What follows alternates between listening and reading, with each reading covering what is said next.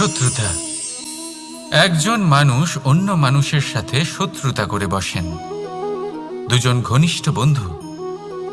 এমনও এক সময় আসতে পারে যখন এনারা একে অপরের শত্রু হয়ে ওঠেন। এর অনেকগুলো কারণ হতে পারে, কিন্তু মূল কারণ হলো আলোচনা। আগে হ্যাঁ, আপনি যদি কারোর বিষয়ে আলোচনা করেন তাহলে সে আপনার শত্রু হয়ে যেতে পারে। এবার মনে একটা প্রশ্ন আসতে পারে যে এটা কিভাবে সম্ভব হতে পারে? আলোচনা এটা তো অত্যন্ত জরুরি। যদি আমি নিজের বন্ধুর খারাপ কাজের বিষয়ে আলোচনাই না করি তাহলে সে শুধরবে কি করে? এ কথা সত্যি যে আলোচনা আবশ্যক, কিন্তু তার থেকেও বেশি গুরুত্বপূর্ণ এবং আবশ্যক হলো আপনার এই সিদ্ধান্ত এটাই যে আপনার এই আলোচনা কোন স্থানে করবেন।